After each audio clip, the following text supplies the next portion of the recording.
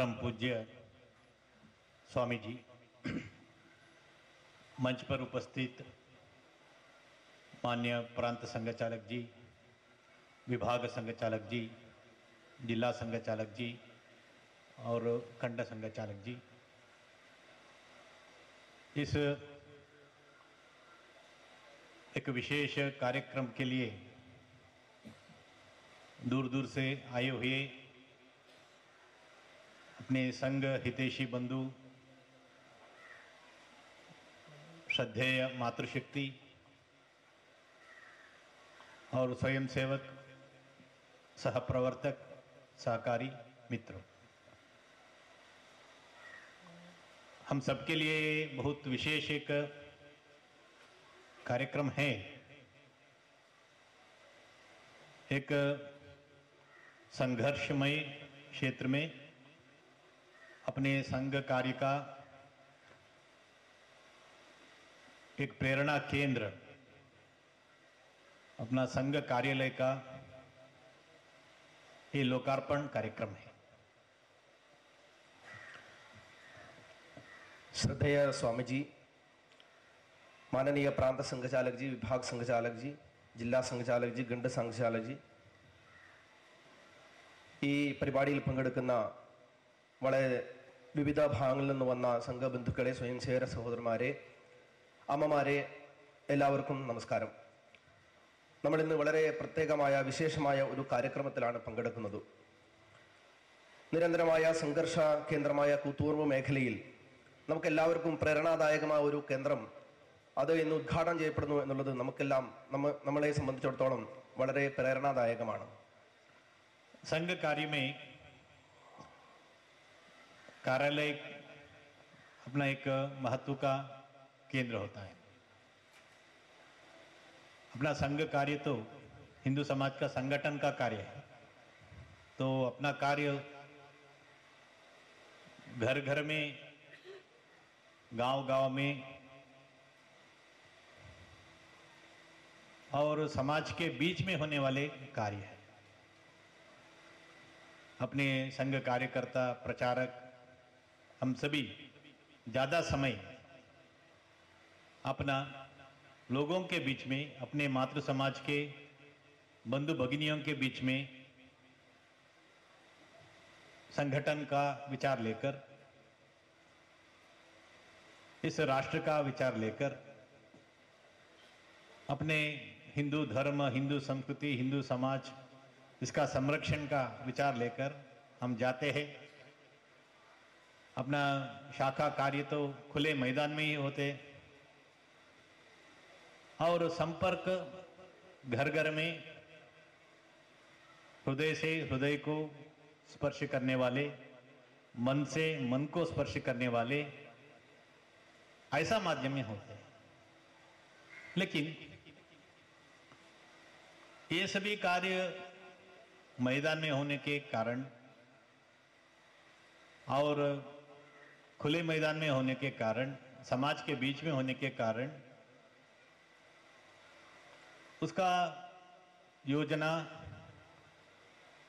उसके लिए जो आवश्यक चिंतन जो होना चाहिए, उसके लिए जो केंद्र एक आवश्यक पड़ता है, वो अपना संघ कार्यालय है। तो इसके लिए अपना कार्यालय केवल एक ऑफिस नहीं, कार्यालय का अंग्रेजी में अनुवाद ऑफिस ऐसा हो सकता है, ऑफिस भी होता है, परंतु उससे ज़्यादा हम जो समाज के बीच में जाकर, घर घर में, गांव गांव में, बस्ती बस्ती में, हम सुबह से रात्रि तक संगठन का जो हम काम करते हैं, उसको एक सूत्र रूप में योजना बनाने के लिए और आगे और भी विस्तार, इसका विकास कैसा करना है, इसके बारे में चिंतन करने के लिए कार्यालय अपना केंद्र है। उसके साथ साथ उस प्रदेश जहां ये कार्यालय होता है, उस खंड का, उस जिला का, उस विभाग का स्वयंसेवकों के लिए, अपने विचार परिवार के बंधुओं के लिए और हिंदू समाज के अपने हितैषी मातृशक्ति सभी के लिए विचार देने वाले, प्रेरणा देने वाले एक केंद्र भी संघ कार्यालय अपना हो जाता है। ऐसा एक कार्यालय का लोकार्पण कार्यक्रम आज यहां हो रही है। നമുക്കറിയാം, സംഘ പ്രവർത്തനത്തെ സംബന്ധിച്ചിടത്തോളം ഇത്തരത്തിലുള്ള കാര്യാലയം അല്ലെങ്കിൽ പ്രവർത്തന കേന്ദ്രം എന്നുള്ളത് അതിന് മഹത്തരമായ ഒരു സ്ഥാനമാണുള്ളത്. സംഘപ്രവർത്തനം എന്നുള്ളത് ഹിന്ദു സമാജത്തിന്റെ സംഘടന, ഹിന്ദു സമാജത്തെ ഒരുമിച്ച് കൊണ്ടുവരിക എന്നുള്ളതാണ്. ആ പ്രവർത്തനാർത്ഥം വീടുകളിൽ നിന്ന് വീടുകളിലേക്ക്, ഗ്രാമങ്ങളിൽ നിന്ന് ഗ്രാമങ്ങളിലേക്ക്, സമൂഹ മധ്യത്തിലാണ് നാം എല്ലാം പ്രവർത്തിക്കുന്നത്. അതിനുവേണ്ടി സംഘത്തിന്റെ വിവിധ കാര്യകർത്താക്കന്മാർ സമൂഹത്തിന്റെ ഭാഗമായി സമൂഹത്തിന്റെ ഉള്ളിൽ ഇറങ്ങി പ്രവർത്തിക്കുന്ന ശീലമാണ്, അത്തരത്തിലുള്ള ഒരു ശൈലിയാണ് സംഘത്തിനുള്ളത്. അത്തരത്തിലുള്ള പ്രവർത്തന ഫലമായി നമ്മുടെ ഹിന്ദു ധർമ്മത്തെ, ഹിന്ദു സംസ്കാരത്തെ, ഹിന്ദു സമാജത്തെ സംരക്ഷിച്ചുകൊണ്ട് നമ്മുടെ രാഷ്ട്രത്തിന്റെ പരമമായ വൈഭവം എന്ന ലക്ഷ്യത്തോടു കൂടിയാണ് നാം പ്രവർത്തിക്കുന്നത്. നമ്മുടെ പ്രവർത്തനത്തിന്റെ അടിസ്ഥാന പ്രവർത്തനമായ ശാഖ അത് തുറന്ന മൈതാനത്തിലാണ് നടക്കുന്നത് എന്ന് നമുക്ക് അറിയാൻ സാധിക്കും. നമ്മുടെ പ്രവർത്തനം ഹൃദയത്തിൽ നിന്ന് ഹൃദയത്തിലേക്കാണ്, മനസ്സിൽ നിന്ന് മനസ്സിലേക്കാണ്.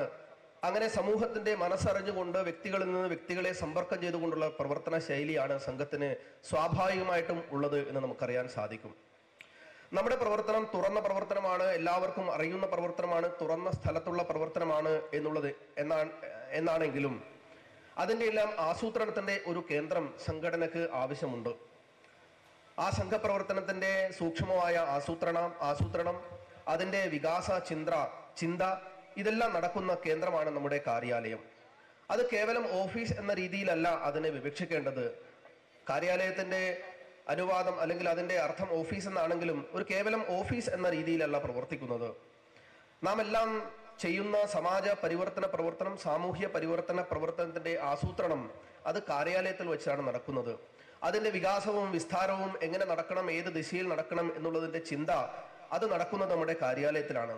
അത് മാത്രമല്ല, ആ പ്രവർത്തന കേന്ദ്രത്തിലെ ഏതൊരു കാര്യാലയമാണെങ്കിലും, അത് ഖണ്ഡ് കാര്യാലയത്തിലായാലും പ്രാന്ത കാര്യാലയം അല്ലെങ്കിൽ ഏത് തലത്തിലെ കാര്യാലയമായാലും ആ പ്രദേശത്തെ സ്വയം സേവകർക്ക് ഒരുമിച്ച് ചേരാൻ വേണ്ടി, അവരുടെ കുടുംബത്തിന് ഒരുമിച്ച് ചേരാൻ വേണ്ടി, സമാജത്തിന് ആശ്രയമായി ഒരു ആശ്രയ കേന്ദ്രമായി നിലനിൽക്കൊണ്ട് അവർക്കെല്ലാം സമൂഹത്തിന് ഒരു പ്രേരണാ കേന്ദ്രമായി പ്രവർത്തിക്കുന്ന ഒരു കേന്ദ്രമാണ് നമ്മെ സംബന്ധിച്ചിടത്തോളം കാര്യാലയം എന്നുള്ളത്. അത്തരത്തിലുള്ള ഒരു വിശേഷമായ കാര്യാലയത്തിന്റെ സമാജ സമർപ്പണത്തിന്റെ ഒരു കാര്യക്രമത്തിലാണ് നാം പങ്കെടുത്തുകൊണ്ടിരിക്കുന്നത്. संघ कार्य एक लंबे चलने वाले एक दीर्घ प्रयास का कार्य है. एक दो दिन में, एक दो साल में होने वाला काम तो नहीं है. अभी अपना माननीय संघ चालक जी ने बताया कि संघ को 100 साल पूरा हो रहे. तो इतना दीर्घ काल हिंदू समाज में हम काम करते आए हैं और देश के अलग अलग प्रदेश में परिस्थिति भी अलग अलग है. वहाँ के हिंदू समाज में वहाँ के मनस्थिति, कठिनाई, ये सबको ध्यान में लेते हुए हमारा अपना काम को हमको बढ़ाना पड़ता है. तो सहज स्वाभाविक है, हर दिन एक जैसा नहीं रहता है. कुछ दिन, कुछ समय अपने कार्य को बहुत उत्साह देने वाले विषय, जानकारी, परिस्थिति, अनुभव भी मिलता है. कुछ समय, कुछ दिन बहुत कठिनतम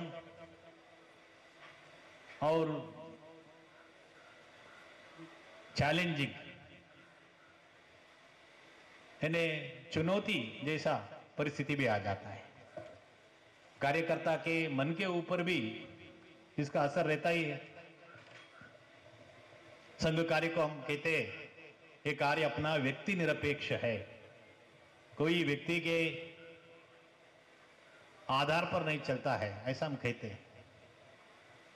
लेकिन व्यक्ति का मन तो कोई एक ग्लास बॉक्स में नहीं रहता है, यानी वो प्रोटेक्टेड, संरक्षित, ऐसा तो नहीं रहता है।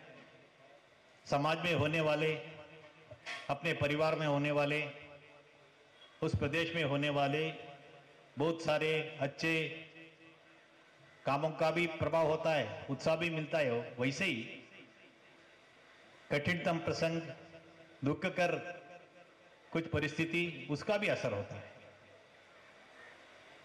तो व्यक्ति निरपेक्ष काम अपना होने के बाद भी व्यक्तियों का मन के ऊपर, यानी अपने कार्यकर्ता स्वयंसेवकों के मन के ऊपर वहां के परिस्थिति का, वहां के अनुभव का असर तो रहता ही है।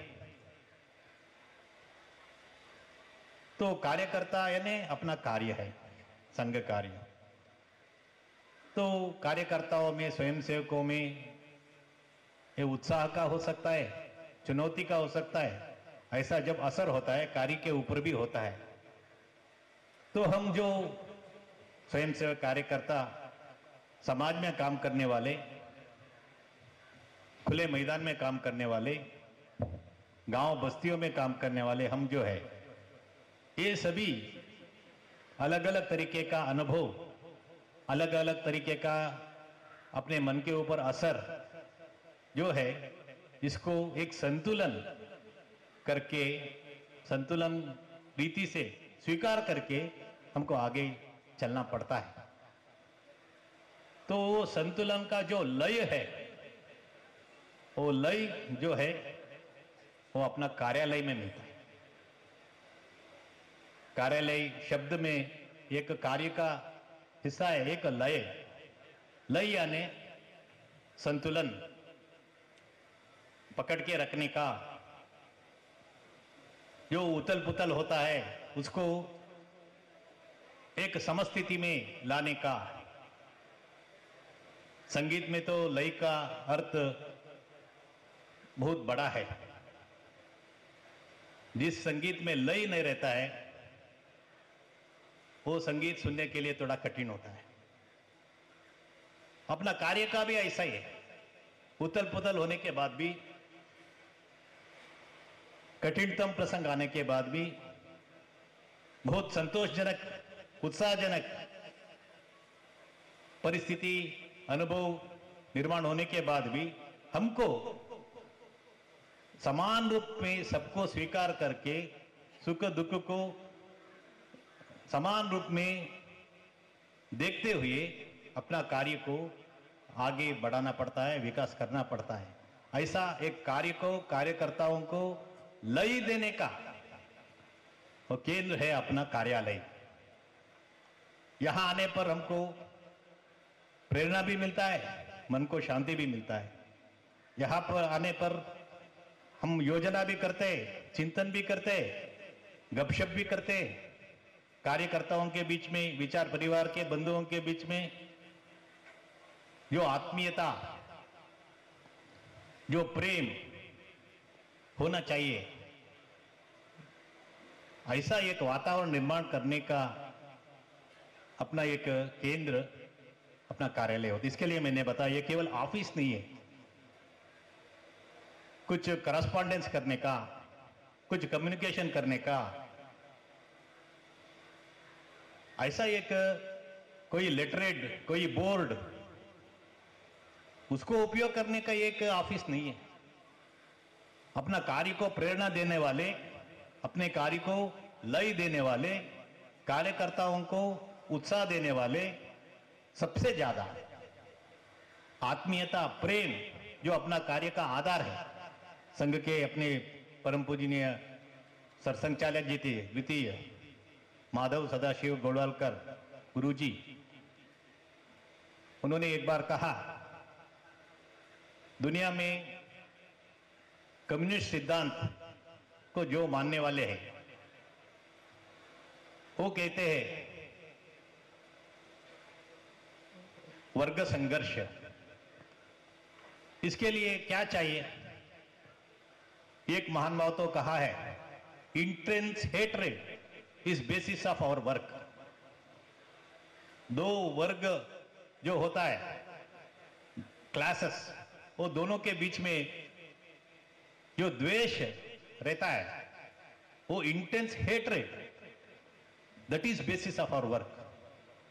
इसको उल्लेख करते हुए परम पूज्य गुरुजी ने अपना एक बौद्धिक में कहा, intense love is basis of संघ वर्क। ये आत्मीयता, ये प्रेम जो है संघ कार्य के, वो अपना आधार है।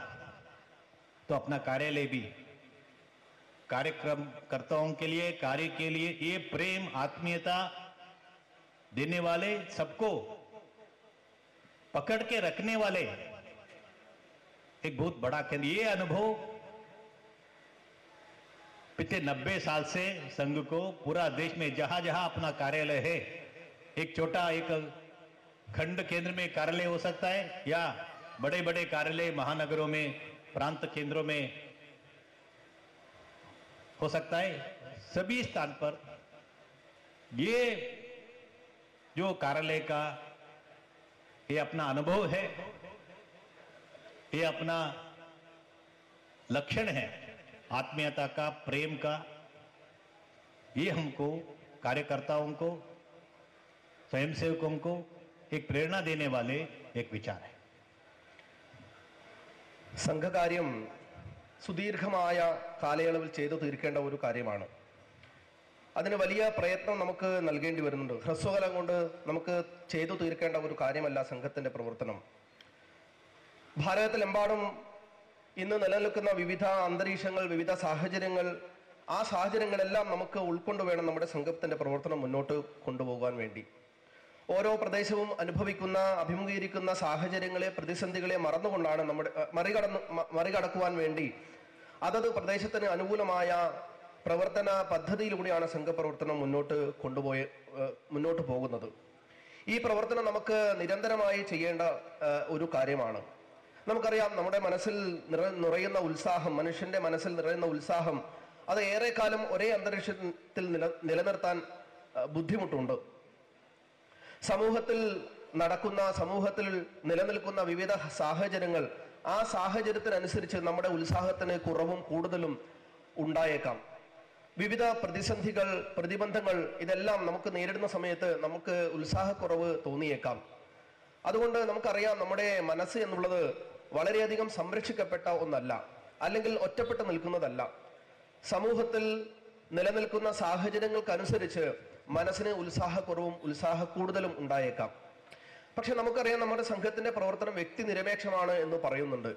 എന്നാൽ പല സമയങ്ങളിലും സ്വയംസേവകരായ വ്യക്തികൾ അത് സമൂഹത്തിന്റെ ഭാഗമായി പ്രവർത്തിക്കുന്നതുകൊണ്ട് സമൂഹത്തിന്റെ വിവിധ സാഹചര്യങ്ങൾക്കനുസരിച്ച് നമ്മുടെ മനസ്സിന് ഉത്സാഹക്കുറവ് സംഭവിക്കാൻ സാധ്യതയുണ്ട്. അത്തരത്തിലുള്ള സാഹചര്യത്തിൽ, അല്ലെങ്കിൽ അത്തരത്തിലുള്ള ആ ഉത്സാഹക്കുറവ് ഉണ്ടാകുന്ന സമയത്ത്, അതിൻ്റെ സമൂഹത്തിൽ നിലനിൽക്കുന്ന സാഹചര്യം നമ്മെ സ്വാധീനിക്കുന്ന സമയത്ത് അത് നിലനിർത്തുവാൻ വേണ്ടി, അതിൻ്റെ സന്തുലനം ഉണ്ടാക്കുവാൻ വേണ്ടി, ആ ഉത്സാഹക്കുറവ് ഇല്ലായ്മ ചെയ്യുന്നതിന് വേണ്ടി നമുക്ക് സഹായിക്കുന്ന കേന്ദ്രമായിട്ട് നമുക്ക് പ്രവർത്തിക്കുന്നതാണ് നമ്മുടെ സംഘത്തിന്റെ കാര്യാലയം. അതുകൊണ്ട് തന്നെ നമുക്ക് ഈ സമൂഹത്തിന്റെ സാഹചര്യം നൽകുന്ന ആ സ്വാധീനം, അത് നമ്മെ ഒരുപക്ഷെ അനുഭവ സമ്പത്ത് ഉണ്ടാക്കാൻ പ്രാപ്തരാക്കുന്നു. ചിലപ്പോൾ നമുക്ക് നഷ്ടപ്പെടുന്ന ആത്മവിശ്വാസത്തെ വീണ്ടെടുക്കാൻ വേണ്ടിയുള്ള ഒരു കേന്ദ്രമായിട്ട് നമ്മുടെ കാര്യാലയങ്ങൾ പ്രവർത്തിക്കുന്നുണ്ട്. ആ മനസ്സിനെ സന്തുലിതമാക്കിക്കൊണ്ട് സംഘപ്രവർത്തനത്തെ, സാമാജിക പ്രവർത്തനത്തെ സന്തുലിതമായി മുന്നോട്ട് കൊണ്ടുപോകുവാൻ, നമുക്ക് സ്വാഭാവികമായും ഉണ്ടാകുന്ന നമ്മുടെ ഹൃദയതാളം, സംഘപ്രവർത്തനത്തിന്റെ ഹൃദയതാളം നിലനിർത്തുവാൻ വേണ്ടി ഉള്ള ഒരു പ്രേരണാ കേന്ദ്രമാണ് നമ്മെ സംബന്ധിച്ചിടത്തോളം സംഘത്തിന്റെ കാര്യാലയം. സംഘത്തിന്റെ കാര്യാലയങ്ങൾ സമൂഹത്തിൽ ഇറങ്ങി പ്രവർത്തിക്കുന്ന സ്വയംസേവക സ്വയംസേവകരെയും സംഘപ്രവർത്തകരെയും ഉത്സാഹഭരിതരായി നിലനിർത്തുവാനുള്ള പ്രേരണാ കേന്ദ്രമായി പ്രവർത്തിക്കുന്നുണ്ട്.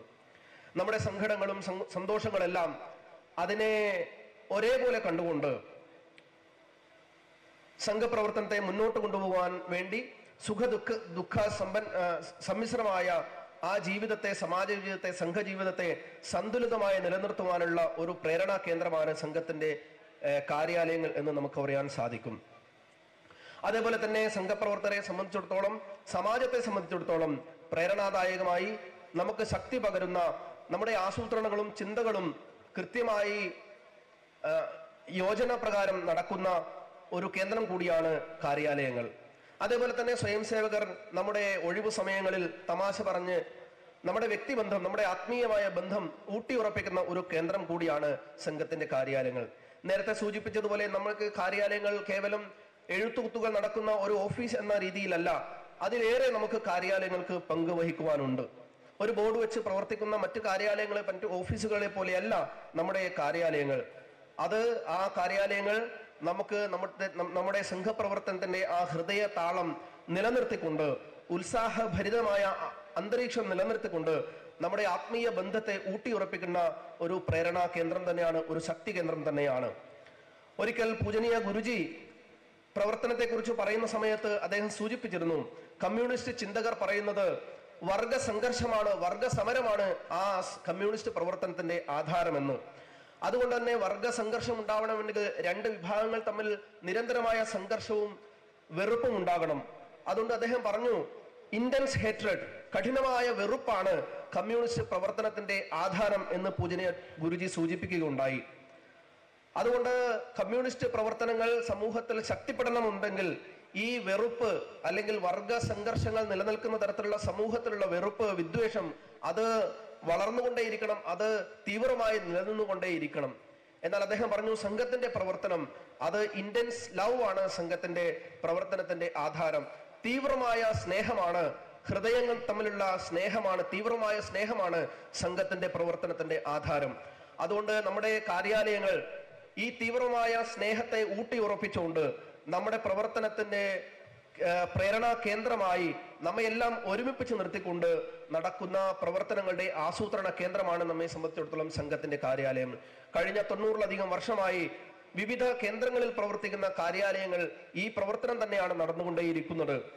ആ ഒരു അനുഭവം നമുക്കെല്ലാവർക്കും അനുഭവിക്കാൻ സാധിച്ചിട്ടുണ്ട്. ആ ഒരു സ്വഭാവം തന്നെയാണ്, അത് തന്നെയാണ് സംഘത്തിന്റെ കാര്യാലയത്തിന്റെ ലക്ഷണവും. അതാണ് നമ്മെ സംബന്ധിച്ചിടത്തോളം കാര്യാലയങ്ങൾ ഏറ്റവും വിശേഷപ്പെട്ടതായി തീരുന്നത്. इंटेंस लव जो अपना कार्य का आधार है, ये तो अपना स्वयंसेवक कार्यकर्ताओं के मन में है, संघ में भी है. परंतु अपने विचार को जो मानते नहीं है, अपने विचार को जो विरोध करते, वो लोग इसको समझते नहीं. संघ को कोई विरोधी नहीं है. डॉक्टर साहब कहते थे, संघ का संस्थापक, दुनिया में केवल एक ही तरीके का लोग हैं, एक तो अभी स्वयंसेवक है, नहीं तो बाद में स्वयंसेवक बनेगा. लेकिन संघ कार्य करते करते समाज में हम जिस उद्देश्य से संघ कार्य हम कर रहे हैं, संगठन का काम हम कर रहे हैं, राष्ट्र का काम हम कर रहे हैं, इसको नहीं समझने वाले लोग अलग अलग कारण से हमको विरोध करते हैं. संघ को हिंसा में भी विश्वास नहीं है. हम संघ के इतिहास को यदि हम देखें तो परम पूज्य डॉक्टर साहब, डॉक्टर केशव बलिराम हेडगेवार, जो संघ को स्थापना की, वो स्वतंत्र आंदोलन में अनुशीलन समिति जो कोलकाता के एक क्रांतिकारी मिलिटेंट ऑर्गेनाइजेशन था, उसका सदस्य थे स्वतंत्र आंदोलन के समय. लेकिन उनको अनुभव में आया, ये तो एक श्रेष्ठ कार्य है, हुतात्म होना, समाज में इसके लिए सम्मान भी मिलता है. ब्रिटिश लोगों को बाहर उनको भेजना है तो ये मार्ग भी हमको लेना पड़ता है, बम का, बंदूक का. लेकिन समाज संगठन का काम इससे नहीं पूरा संपूर्ण नहीं होता है.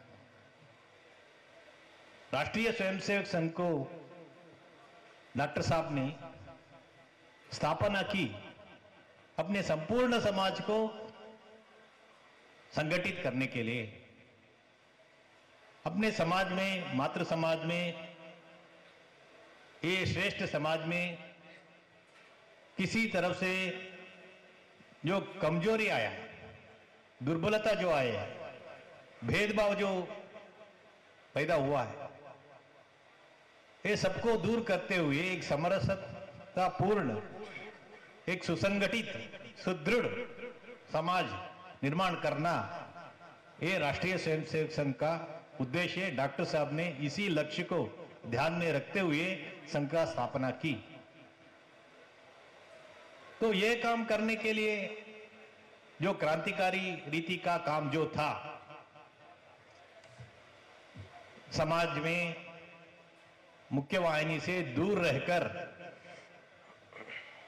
गपशप रीति से जो काम करने का था, वो मिलते नहीं थे। तो डॉक्टर साहब ने सोचा ये मार्ग जितना भी श्रेष्ठ हो सकता है, हिंसा के रूप में जो करना है, जिसके कारण बलिदान भी देना पड़ता है, ये मार्ग संपूर्ण हिंदू समाज को संगठित करने के लिए पर्याप्त नहीं है। इसके लिए राष्ट्रीय स्वयंसेवक संघ का स्थापना की। तो संघ स्थापना से लेकर अभी तक संघ हिंसाचार में, हिंसा में विश्वास नहीं रखते, परंतु जैसे मैंने बताया, अपना आत्मीयता, अपना प्रेम, ये संघ कार्य का आधार है। हिंदू समाज को संगठन करने का आधार है। ये अपना सोच चिंतन जो है, अपना विचार जो है, अपना काम करने का तरीका जो है, इसको नहीं समझने वाले, अपने विचार को विरोध ऐसा मानने वाले लोग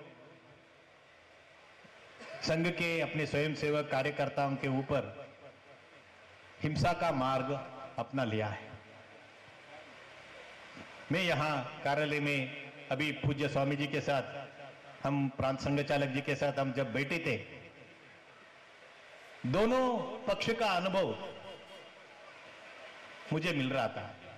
एक तो स्वयंसेवक हितैषी अपने बंधुओं में कितना इसके बारे में एक कार्यालय बन रहा है, इसको देखकर इतना आनंद है, संतोष है, उसका अनुभव उनका चेहरे देखने पर मैं बताया भी अपने मान्य संघ चालक जी को। देखिए कितने आनंद से, संतोष से स्वयंसेवक कार्यकर्ता, माता भगिनी ये कार्यालय को देखने के लिए आ रहे हैं। यानी वो आत्मीयता, वो प्रेम का अनुभव जब एक स्वयंसेवक कार्यकर्ता, एक माता, एक भगिनी को परिचय कर रहे थे अपना सदानंद मास्टर जी, वो आनंद भी हमको देखने के लिए मिल रहा था। उसके साथ साथ उसी परिचय में यहाँ के एक बलिदानिका माता जी का भी परिचय हुआ, एक बलिदानिका बहन का भी परिचय हुआ। स्वयं सदानंद मास्टर ऐसा हिंसा को वो सामना किया है। मैंने अपने प्रांत प्रचारक से सुन रहा था, इसी एक प्रदेश से अनेक 100 से एक ऊपर अपने बलिदानियों का सूची है, जिन्होंने इस राष्ट्र कार्य में, इस हिंदू समाज को संगठन करने में अपना प्राण को त्याग किया है, हिंसा को सहन किया है। ऐसा बलिदानियों का परिवार जो 100 से अधिक है, एक ही इस छोटा प्रदेश में, उन्होंने कितना इस हिंसा का अनुभव करते होंगे। तो एक तरफ से हम संघ अपना हिंदू समाज को संगठन करने का, अपना संगठन का आधार प्रेम, आत्मीयता ऐसा मानते हैं, उसका अनुभव भी हम करते हैं।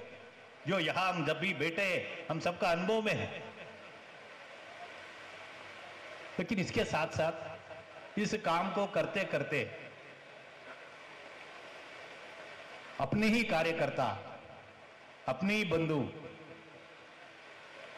ये चुनौती को हमको सामना करना पड़ता है। बहुत अपने अच्छे अच्छे श्रेष्ठ कार्यकर्ताओं का बलिदान भी इसी प्रदेश में हुआ है। लेकिन जैसा मैंने बताया, ये अपना कार्य जो है ये बहुत लंबे चलने वाले हैं। इसमें दुखकर विषय भी हमको मिलते रहते हैं, कठिनतम परिस्थिति भी हमको सामने करना पड़ता है।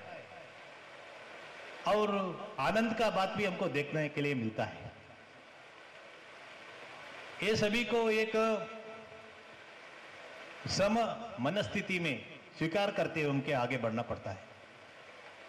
मैं कुछ दिन पहले वियतनाम के एक कवि लगभग 6 साल पहले जिनका मृत्यु हो गई, जो कम्युनिस्ट वहां के व्यवस्था के खिलाफ लड़े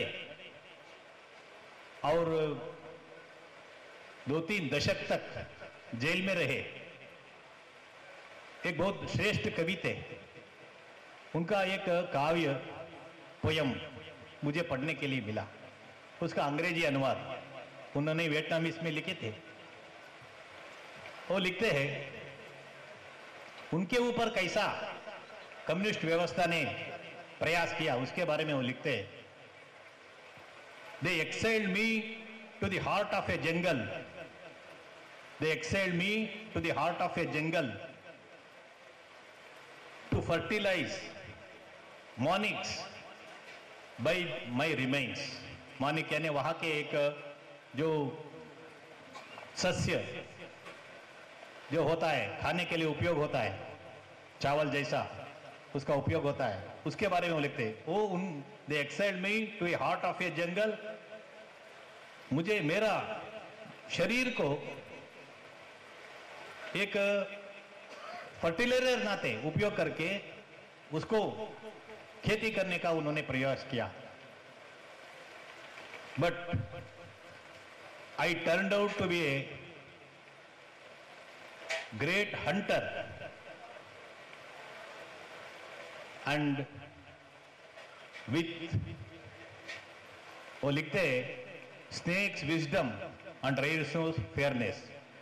उन्होंने मुझे भेजा वो जंगल में मुझे फर्टिलाइजर जैसा उपयोग करने के लिए, परंतु मैं क्या हुआ, मैं अच्छे एक शिकार बन गई और वहां से सीखा मैंने एक सांप का जो विजडम होता है, इंटेलिजेंस होता है, बुद्धिमत्ता होता है, ऐसा मैं बन गया। वैसे ही गेंडा मृग जो होता है उसमें जो वीरत्व जो होता है, धैर्य जो होता है, उसको मैंने सीखा। दे सैंक मी इन ए ओशन, मुझे उन्होंने एक समुद्र में अंदर डाल दिया। To be remain in the depths of water, पानी के अंदर रहना चाहिए ऐसा सोचकर उन्होंने मुझे डाल दिया। But I became a expert deep sea diver and came out with covering scintillating pearls। मैं तो ये डीप सी डाइवर जो होता है, अंदर अच्छी तरह से जो स्विमिंग वगैरह करते हैं, हम नेवी में वगैरह देखते, ऐसा एक अच्छे एक्सपर्ट बन गया। और जब मैं बाहर आया, जो मोती होता है समुद्र के अंदर, वो मेरा शरीर के ऊपर वो सभी था, ऐसा वो लिखते जाते हैं। जब मैं यहाँ के अपने बलिदानियों का कथा सुनता हूं, ये अपने विचार को विरोध करने वाले व्यवस्था जो है, संगठन जो है, हमको कितने भी ऐसा दौर्जन्य किए तो भी, दबा के रखने का प्रयास किए तो भी, अपने स्वयंसेवक कार्यकर्ताओं को चयन करके मारने का प्रयास करने तो भी, हम फिर जैसे मृत्युंजय बाहर निकल कर आते हैं।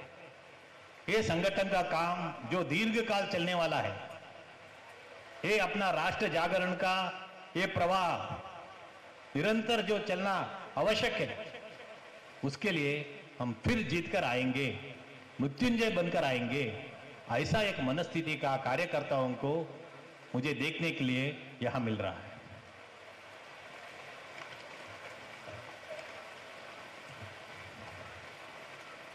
തീവ്രമായ സ്നേഹമാണ് നമ്മുടെ സംഘത്തിൻ്റെ പ്രവർത്തന ആധാരം. ഇതാണ് നമ്മുടെ ആശയം, അല്ലെങ്കിൽ ഇതിൻ്റെ അടിസ്ഥാനത്തിലാണ് നാം പ്രവർത്തിക്കുന്നത്. എന്നാൽ പലർക്കും നമ്മെ അംഗീകരിക്കാൻ സാധിക്കാത്തവർ നമുക്ക് സമൂഹത്തിൽ കാണാൻ സാധിക്കും. നാം സ്നേഹത്തിൻ്റെയും സഹനതയുടെയും എല്ലാവരും ഒരുമിപ്പിക്കലിൻ്റെയും ഭാഷ അത് സംസാരിച്ച് മുന്നോട്ട് പോകുന്ന സമയത്ത് നമ്മെ മനസ്സിലാക്കാൻ സാധിക്കാത്ത നിരവധി പേരെ നമുക്ക് സമൂഹത്തിൽ കാണുവാൻ സാധിക്കും. നമുക്ക് മുന്നിൽ ആരും വിരോധികളില്ല എന്നതാണ് നമ്മുടെ സങ്കല്പം. പൂജനീയ ഡോക്ടർ തന്നെ നമ്മുടെ മുന്നിൽ വച്ചിട്ടുണ്ട്, നമ്മെ സംബന്ധിച്ചിടത്തോളം സമൂഹത്തിൽ ഇന്നത്തെ സ്വയംസേവകരും നാളത്തെ സ്വയംസേവകരും മാത്രമേ ഉള്ളൂ. എന്നാൽ ആ കാര്യം മനസ്സിലാക്കാതെ നമ്മെ അന്ധമായി എതിർക്കുന്നവരെ നമുക്ക് സമൂഹത്തിൽ കാണുവാൻ സാധിക്കും. ഈ എതിർക്കുന്നവരെ നേരിട്ടുകൊണ്ട് ആ പ്രതിബന്ധത്തെ തകർത്തുകൊണ്ട് നമ്മൾക്ക് മുന്നോട്ട് പോകേണ്ട നിരവധി അവസരങ്ങൾ നമുക്കുണ്ടായിട്ടുണ്ട്. പൂജനീയ ഡോക്ടർ ജി സംഘസ്ഥാപകനായ ഡോക്ടർ കേശവ് ബൽറാം ഹെഡ്ഗേവാർ, അദ്ദേഹം നമുക്കറിയാം, അദ്ദേഹത്തിന്റെ ആദ്യ കാലഘട്ടത്തിൽ അനുശീലൻ സമിതിയിൽ കൽക്കത്ത കേന്ദ്രമാക്കി പ്രവർത്തിച്ചിരുന്നു. അനുശീലൻ സമിതി തീവ്ര സ്വഭാവമുള്ള ഒരു സംഘടനയായിരുന്നു. ആയുധമേന്തിക്കൊണ്ട് ബ്രിട്ടീഷുകാരെ ഈ ഭാരതത്തിന്റെ മണ്ണിൽ നിന്നും പുറത്താക്കുക എന്ന ഉദ്ദേശമായിരുന്നു അനുശീലൻ സമിതിക്ക് ഉണ്ടായിരുന്നത്. പൂജനീയ ഡോക്ടർ ജി സമാജത്തെക്കുറിച്ച് ചിന്തിക്കുന്ന സമയത്ത്, തൻ്റെ ഭാവി പ്രവർത്തനങ്ങളെ കുറിച്ച് ചിന്തിക്കുന്ന സമയത്ത് അനുശീലൻ സമിതി പോലുള്ള പ്രവർത്തനങ്ങളെ സംഘടനകൾ ആ കാലഘട്ടത്തിന്റെ ആവശ്യമാണ് എന്ന് ബോധ്യപ്പെട്ടുകൊണ്ടാണ് അനുശീലൻ സമിതി പോലുള്ള സംഘടനയിൽ വളരെ സക്രിയമായി സജീവമായി പ്രവർത്തിച്ചുകൊണ്ടേയിരുന്നത്. പക്ഷെ അദ്ദേഹത്തിന് അറിയാമായിരുന്നു, അദ്ദേഹത്തിന് ദീർഘകാലത്തെ പ്രവർത്തനം ചെയ്യേണ്ടതുണ്ട് എന്ന ബോധ്യത്തോടു കൂടിയായിരുന്നു ആ പ്രവർത്തനത്തിൽ പങ്കെടുത്തിരുന്നത്, ആ പ്രവർത്തനത്തിൽ ഭാഗമായിരുന്നത്. സമ്പൂർണ്ണ സമാജത്തെ സംഘടിപ്പിച്ചുകൊണ്ട് സുദീർഘമായ ഒരു പ്രവർത്തനം നടത്തിക്കൊണ്ട് ഭാരതത്തിന്റെ ഉയർച്ച എന്ന ഒരു ലക്ഷ്യത്തിലേക്ക് എത്താൻ ഇത്തരത്തിലുള്ള പ്രവർത്തനങ്ങൾ മാത്രം കൊണ്ട് സാധിക്കില്ല എന്ന ബോധ്യം അദ്ദേഹത്തിനുണ്ടായിരുന്നു. അതുകൊണ്ട് തന്നെ സമൂഹത്തിൽ ആ സമയത്ത് നിലനിന്നിരുന്ന കുറവുകൾ പരിഹരിച്ചുകൊണ്ട് സുദൃഢമായ സുശക്തമായ ഒരു സമാജ രചനയാണ് ചെയ്യേണ്ടത് എന്ന ബോധ്യത്തിന്റെ അടിസ്ഥാനത്തിലാണ് സംഘത്തിന്റെ സ്ഥാപനം പൂജനീയ ഡോക്ടർ ജി നടത്തിയത്. ഇത്തരത്തിലുള്ള സുദീർഘമായ ഒരു പ്രവർത്തനത്തിന് അനുശീലന സമിതി പോലുള്ള പ്രവർത്തനം അപര്യാപ്തമാണ് എന്ന് അദ്ദേഹത്തിന് ബോധ്യമുണ്ടായിരുന്നു. സമ്പൂർണ്ണ ഹിന്ദു സമാജത്തെ സംഘടിപ്പിക്കുവാൻ കൂടുതൽ ഉയർന്ന രീതിയിലുള്ള കൂടുതൽ ശ്രേഷ്ഠമായ സഹനത്തിന്റെ, ഐക്യത്തിന്റെ, എല്ലാവരെയും ഒരുമിച്ച് ചേർക്കലിന്റെ പ്രവർത്തനം നടത്തേണ്ടതുണ്ട് എന്ന് അദ്ദേഹത്തിന് ബോധ്യമുണ്ടായിരുന്നു. പക്ഷെ ആ അന്തരീക്ഷത്തിൽ തന്നെ നാം സ്നേഹത്തിന്റെ ഭാഷ സംസാരിക്കുന്ന സമയത്ത് നമ്മെ മനസ്സിലാക്കാതെ നമ്മെ എതിർക്കുന്നവരും സമൂഹത്തിൽ ഉണ്ടായിരുന്നു. ഇത്തരത്തിലുള്ള നമ്മെ ഹിംസാവാദികൾ എന്ന മുദ്ര ചാർത്തുന്നവർ സമൂഹത്തിൽ ഉണ്ടായിട്ടുണ്ട്. അവർ നമ്മളെ എതിർത്തുകൊണ്ടേ ഇരുന്നിട്ടുണ്ട്. അത്തരം പ്രവർത്തകരെ അല്ലെങ്കിൽ അത്തരം ഒരു ശക്തികളെ നമുക്ക് നേരിട്ടുകൊണ്ട് അവർ ഉയർത്തുന്ന പ്രതിസന്ധികളെ, പ്രതിബന്ധങ്ങളെ തകർത്തുകൊണ്ട് നമുക്ക് ചിലപ്പോഴെല്ലാം മുന്നോട്ട് പോകേണ്ടിയും വന്നിട്ടുണ്ട്. ഇവിടെ ഈ കാര്യാലയത്തിന്റെ ഉദ്ഘാടനത്തിന് എത്തിയ സമയത്ത് തൊട്ട് മുതിർന്ന കാര്യകർത്താക്കളുമായി സംസാരിക്കുന്ന സമയത്ത് ഇവിടെയുള്ള നിരവധി പേരെ പരിചയപ്പെടാൻ സാധിച്ചിട്ടുണ്ട്. നിരവധി പേർ അവരുടെ മുഖത്ത് സന്തോഷവും ആത്മവിശ്വാസവും സംതൃപ്തിയും നിറഞ്ഞു നിൽക്കുന്നതായിട്ട് എനിക്ക് കാണുവാൻ സാധിച്ചിട്ടുണ്ട്. സ്നേഹസമ്പന്നമായ ഒരു അന്തരീക്ഷത്തിൽ, ആത്മവിശ്വാസം നിറഞ്ഞ ഒരു അന്തരീക്ഷത്തിലാണ് എല്ലാവരും ഇവിടെ കാണാൻ സാധിച്ചത് എന്ന് എനിക്ക് മനസ്സിലാക്കിയിട്ടുണ്ട്. അവരുടെ മുഖം ആത്മവിശ്വാസത്താൽ മുഖരിതമായിരുന്നു എന്ന് എനിക്ക് അനുഭവിക്കാൻ സാധിച്ചിട്ടുണ്ട്. പക്ഷെ അവരിൽ പലരെയും പരിചയപ്പെട്ട സമയത്ത് അവരുടെ എല്ലാം സ്വന്തം ബന്ധുക്കളെ നഷ്ടപ്പെട്ട അമ്മമാരെയും സഹോദരിമാരെയും എനിക്ക് ഇവിടെ പരിചയപ്പെടാനും സാധിച്ചിട്ടുണ്ട്. പക്ഷെ എന്നാൽ അവരുടെ എല്ലാം മുഖത്ത് ഈ പ്രദേശത്തെ നൂറുകണക്കിന് ബലിദാനികൾ അവരുടെ രക്തത്തിൽ അല്ലെങ്കിൽ അവർ പ്രാണസമർപ്പണം നടത്തി ഇവിടെ കരുപ്പിടിപ്പിച്ച അല്ലെങ്കിൽ ഇവിടെ ഉയർത്തിക്കൊണ്ടുവന്ന സംഘ പ്രവർത്തനത്തിന്റെ ഒരു അന്തരീക്ഷം, വിജയിക്കുന്ന അന്തരീക്ഷം കാണുന്ന സമയത്ത് അവരുടെ എല്ലാം മുഖത്ത് സന്തോഷവും ആത്മവിശ്വാസവും ദർശിക്കുവാൻ സാധിച്ചിട്ടുണ്ട്. ഈ ഒരു ചെറിയ പ്രദേശത്ത് തന്നെ 100-ലധികം പ്രവർത്തകരെ നമുക്ക് സംഘടനാ പ്രവർത്തനം മുന്നോട്ട് കൊണ്ടുപോകുന്നതിന് വേണ്ടി നമുക്ക് നഷ്ടപ്പെടുത്തേണ്ടി വന്നിട്ടുണ്ട്. സ്നേഹത്തിന്റെ ഭാഷയിൽ സമാജത്തെ സംരക്ഷിക്കുവാൻ വേണ്ടി, സമാജത്തെ ഒരുമിച്ച് നിർത്തണം എന്ന ആ ഉദാത്തമായ ഭാവത്തോടുകൂടി പ്രവർത്തിക്കുന്ന സമയത്ത് തന്നെയാണ് ഇത്തരത്തിലുള്ള പ്രതിസന്ധികളെയും പ്രതിബന്ധങ്ങളെയും ദുഃഖകരമായ അത്തരത്തിലുള്ള അനുഭവങ്ങളെയും നമുക്ക് സ്വീകരിക്കേണ്ടി വന്നിട്ടുള്ളത് എന്ന് നമുക്കറിയാൻ സാധിക്കും. അതുകൊണ്ട് നമ്മുടെ പ്രവർത്തനം സ്നേഹത്തിന്റെ അധിഷ്ഠാനത്തിൽ ആണെങ്കിലും ചില സന്ദർഭങ്ങളിൽ നമുക്ക് പ്രതിസന്ധികളെയും പ്രതിബന്ധങ്ങളെയും നേരിടേണ്ടി വന്നിട്ടുണ്ട്. അതിനെല്ലാം തട്ടി നീക്കിക്കൊണ്ട് പ്രവർത്തിക്കുവാൻ നമുക്ക് സാധിച്ചിട്ടുണ്ട്. ഞാൻ വിയറ്റ്നാമിലെ ഒരു കവി, അദ്ദേഹം കമ്മ്യൂണിസം ജയിലിലടച്ച ഒരു വ്യക്തി, കമ്മ്യൂണിസത്തിനെതിരെ പ്രവർത്തിച്ചതിന്റെ അടിസ്ഥാനത്തിൽ ദീർഘകാലം കമ്മ്യൂണിസ്റ്റ് ഗവൺമെന്റ് അദ്ദേഹത്തിന് ജയിലിൽ അടച്ചിട്ടുണ്ട്. പക്ഷെ അദ്ദേഹം എഴുതിയ ഒരു കവിത എനിക്ക് വായിക്കുവാൻ ഇടയായി. ആ കവിതയുടെ സാരാംശത്തിൽ പറയുന്നത്, എന്റെ നാശത്തിനു വേണ്ടിയാണ് ആ കമ്മ്യൂണിസം അല്ലെങ്കിൽ കമ്മ്യൂണിസ്റ്റ് സർക്കാർ എന്റെ നാശത്തിനു വേണ്ടിയാണ് എന്നെ അടിച്ചമർത്തുവാൻ വേണ്ടി സാധിച്ചത്. പക്ഷേ എൻ്റെ ശരീരം അല്ലെങ്കിൽ എൻ്റെ നാശം അല്ലെങ്കിൽ എൻ്റെ ഈ ജീവിതം അത് വളമാക്കിക്കൊണ്ട് നിരവധി പേർ ഉയർത്ത് വരുവാൻ സാഹചര്യം ഉണ്ടാക്കിയിട്ടുണ്ട്. എന്നെ അവർ സമുദ്രത്തിന്റെ അടിത്തട്ടിയിലേക്ക് അവർ എന്നെ വലിച്ചെറിഞ്ഞു. പക്ഷേ ആ പ്രതിസന്ധി നിറഞ്ഞ അന്തരീക്ഷത്തിലും എനിക്കൊരു നല്ല നീന്തൽക്കാരനായി അഗാധ ഗർത്തങ്ങളിൽ പോലും നീന്തുവാൻ സാധിക്കുന്ന ഒരു പരിശീലനം നേടിയ നീന്തൽക്കാരനാവാൻ ആ പ്രതിസന്ധി എന്നെ പഠിപ്പിച്ചു. അങ്ങനെ ആ നീന്തൽക്കാരനായി ആ സമുദ്രത്തിന്റെ അഗാധ ഗർത്തങ്ങളിൽ നിന്ന് പുറത്തേക്ക് വരുന്ന സമയത്ത് എൻ്റെ പുറത്ത് അല്ലെങ്കിൽ എൻ്റെ കൂടെ നിരവധി പേർ ഉണ്ടായിരുന്നു. അവരെല്ലാം ചേർന്ന് ഈ പ്രസ്ഥാനത്തിന് അല്ലെങ്കിൽ ഈ ദുരന്തത്തിനെതിരെ ശബ്ദമുയർത്താൻ ഉള്ള അന്തരീക്ഷം ഉണ്ടാക്കി എന്ന് ഒരു കവിത അത് വായിക്കുവാൻ സാധിച്ചു. അതുകൊണ്ട് നമുക്കറിയാം, നമ്മുടെ സംഘത്തിന്റെ പ്രവർത്തനത്തെ സംബന്ധിച്ചിടത്തോളം ഇവിടെ നോക്കുന്ന സമയത്ത് നമുക്ക് വിരോധികളായ, നമ്മെ തകർക്കാൻ സാധിക്കുന്ന നിരവധി പേരെ നമുക്ക് കാണുവാൻ സാധിക്കും. പക്ഷെ അവരെയെല്ലാം തട്ടി നീക്കിക്കൊണ്ട് ആ പ്രതിസന്ധികൾ ഉയർത്തുന്ന അല്ലെങ്കിൽ ആ പ്രതിബന്ധങ്ങൾ ഉയർത്തുന്ന അന്തരീക്ഷം അത് നമുക്ക് ശക്തി പകരാനുള്ള, ശക്തി സംഭരിക്കുവാനുള്ള, ആത്മവിശ്വാസം സംഭരിക്കുവാനുള്ള സാഹചര്യമാക്കിക്കൊണ്ട് നമുക്ക് നമ്മുടെ പ്രവർത്തനം വിജയത്തിലേക്ക് മുന്നോട്ട് കൊണ്ടുപോകാൻ നമുക്ക് സാധിച്ചിട്ടുണ്ട്, നമ്മെ പ്രാപ്തരാക്കിയിട്ടുണ്ട്. ആ അടിച്ചമർത്തപ്പെട്ടവരെ അല്ലെങ്കിൽ നമ്മെ അടിച്ചമർത്തുന്നവരെ, നമ്മെ എതിർക്കുന്നവരെ എല്ലാം തട്ടി നീക്കിക്കൊണ്ട് മുന്നോട്ട് കൊണ്ടുപോകാൻ നമുക്ക് സാധിച്ചിട്ടുണ്ട്. മൃത്യുഞ്ജയമായി അല്ലെങ്കിൽ അജയ്യരായി മൃത്യുവിനെ അതിജീവിച്ചു കൊണ്ടുള്ള വളരെ ശക്തരായി നമുക്ക് മുന്നേറാൻ സാധിച്ചിട്ടുണ്ട്, മുന്നോട്ട് വരാൻ സാധിച്ചിട്ടുണ്ട്. ആ ഒരു ആത്മവിശ്വാസം അല്ലെങ്കിൽ ഇത്തരത്തിലുള്ള പ്രതിസന്ധികൾ നമുക്ക് നൽകുന്ന ആത്മവിശ്വാസത്തിന്റെ ബലത്തിലാണ് നമ്മൾ പ്രവർത്തിച്ചുകൊണ്ടേയിരിക്കുന്നത്, മുന്നോട്ട് പോയിക്കൊണ്ടേയിരിക്കുന്നത്. इस दीर्घ यात्रा में अपने भारत देश को एक परमभव्य स्थिति तक लेकर जाने का अपना संघ का संकल्प जो है, उसके लिए हमने प्रयास जो कर रहे अलग अलग तरीके से, बहुत छोटा प्रयास भी कुछ हो सकता है, बहुत बड़े बड़े प्रयास भी हो सकता है. ये सभी के लिए आज हमको परिणाम देखने के लिए मिल रहा है. एक गांव में एक बाल गोकुलम चलाने का हो सकता है, एक छोटा सेवा कार्य अपना हो सकता है, या बड़े बड़े संगठन निर्माण करके देश में जो समाज में परिवर्तन लाने का अपना जो प्रयास हो सकता है. ये सबका परिणाम ये 90 साल के बाद अपने अनुभव में आ रहे हैं.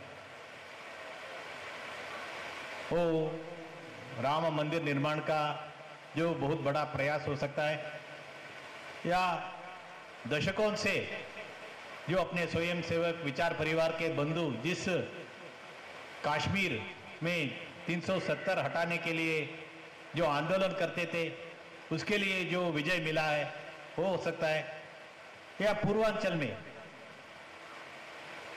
जहां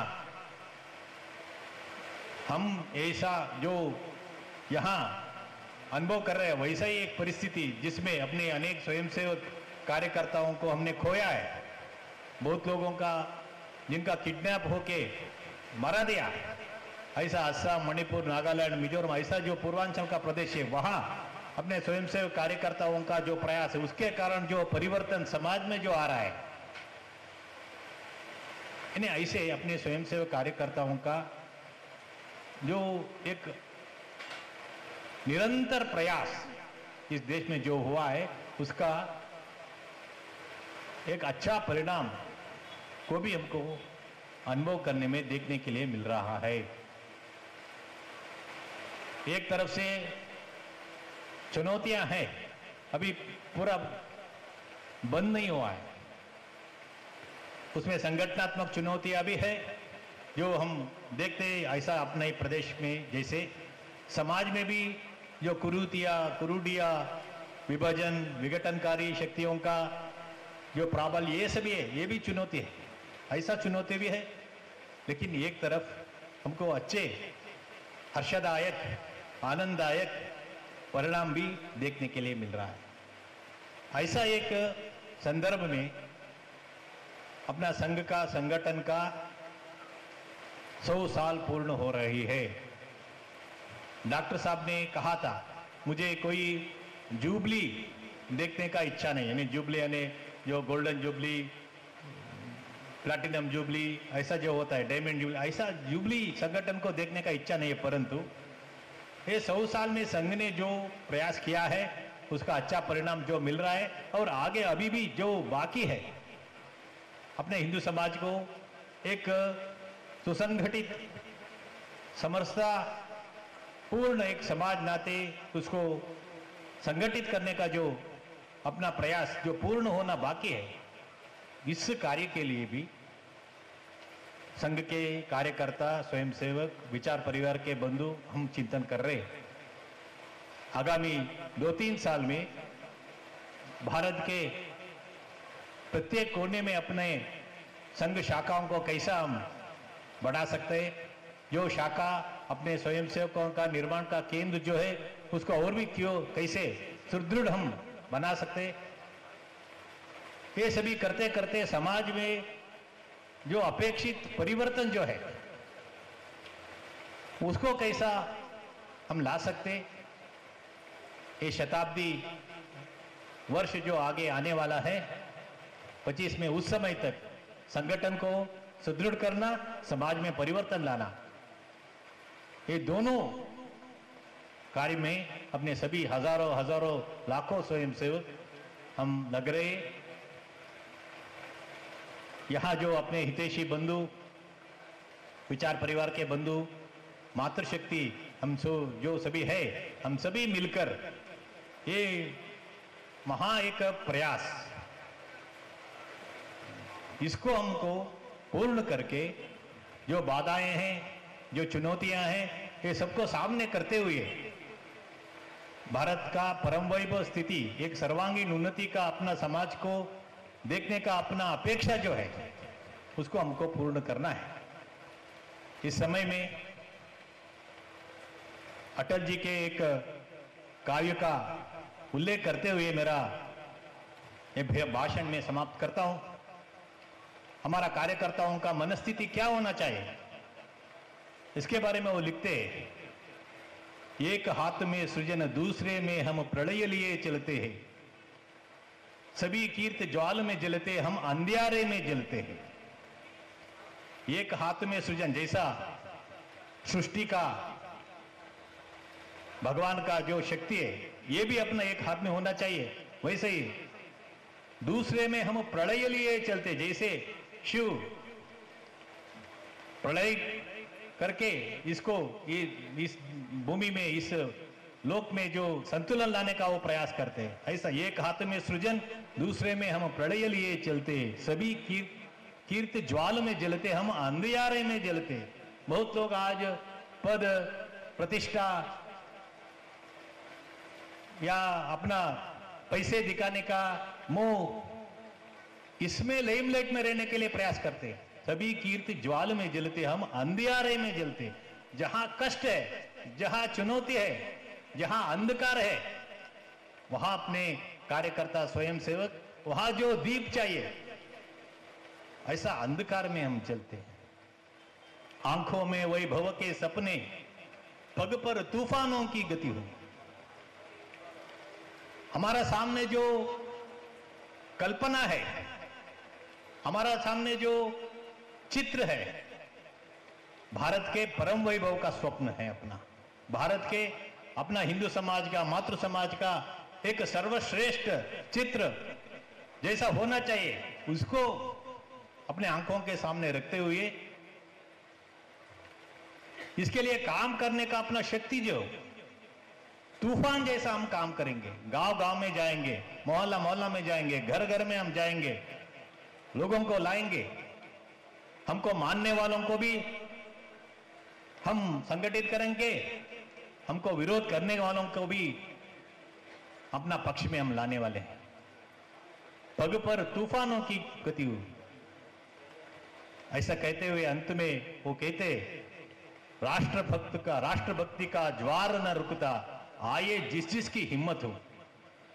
आंखों में वैभव के सपने, पग पर तूफानों की गति हो। राष्ट्रभक्ति का ज्वार न रुकता, आगे जिस जिसकी हिम्मत हो। ये राष्ट्रभक्ति का जो चले है, चल पड़े, ये प्रवाह, ये कभी भी रुकने वाला नहीं है। जो भी समस्या आते, जो भी कठिनाई आते, जो भी चुनौती आते, ये सबको सामने करते हुए हम आगे बढ़ेंगे। लेकिन जो हम जो है, जो काम करने वाले, उनका मनस्थिति क्या होना चाहिए? कवि लिखते, आगे जिस चीज की हिम्मत हो, जिनके मन में ये कष्ट सहन करने का, जिनका निराशा नहीं है, जो रोते नहीं है, चुनौतियों को स्वीकार करने का जिनके हृदय में, मन में वो शक्ति है, वो हिम्मत जिनके पास है, वो आना चाहिए। तो आइए जिस चीज की हिम्मत हो। नमस्कार।